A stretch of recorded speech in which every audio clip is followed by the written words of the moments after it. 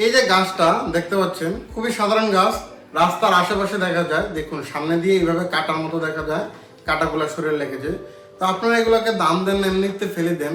গাছটা ভালো নাম হচ্ছে কি আপা মার্গ। এটা এত উপকারী যে উপকারী গুণগুলো বলবো, কিভাবে ব্যবহার করবেন সেটাও বলবো। তো সাধারণত ভারতবর্ষে প্রত্যেকটা জায়গাতেই পাওয়া যায়, রাস্তার ধারে পাশে এগুলো উঠে যায়। তো বাচ্চাদের, ছোট ছোট বাচ্চারা দুদিন পরে পরে জ্বর আসে, তো বাচ্চাদের জ্বরের জন্য এই গাছটা খুবই উপকার। গাছের যে শিকড়টা আছে, সেই শিকড়টাকে আঙুলের মতো করে ছোট ছোট করে কেটে কোমরে বেঁধে দিলে 80% ক্ষেত্রে জ্বর কমে যায়। 100 জনের মোটেই কমবে না, কিন্তু 100 জনের মধ্যে 80 জনে কমে যায় ছোট বাচ্চাদের ক্ষেত্রে। বড়দের ক্ষেত্রে যাদের জ্বর আসে, এই যে পাতাগুলো আছে না, পাতাগুলো বাটনায় বেটে, কোনো মিক্সার গ্রাইন্ডারে না, গোলমরিচের সাথে বাটনায় মেশে পেস্ট করে গরম জলের সাথে মিশিয়ে দিনে 3 থেকে 4 বার খাইয়ে দিলে 2 দিন খাওয়ালেই জ্বর চলে যায়।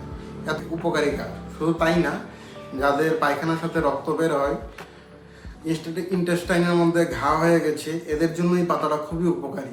গোলমরিচের সাথে বেটে গরম জলের সাথে মিশিয়ে খাওয়া। তারপর যাদের শ্বাসকষ্ট আছে, প্লাস হাই ব্লাড প্রেশার আছে, বা হৃদয়জনিত যে কোনো রোগ, লাংসের যে কোনো রোগ, তার জন্য এই গাছের শিকড়টা খুবই কাজ করে।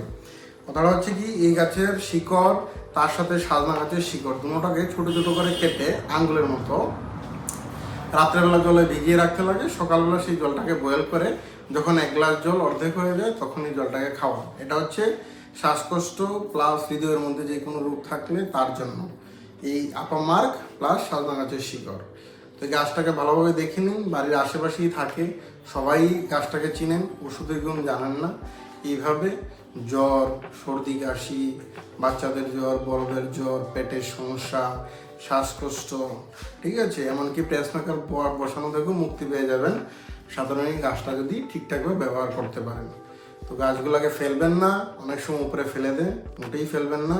সৎ ব্যবহার করবেন, ঘরে থাকবেন, সুস্থ থাকবেন, সমাজকেও সুস্থ রাখার চেষ্টা করবেন। ধন্যবাদ।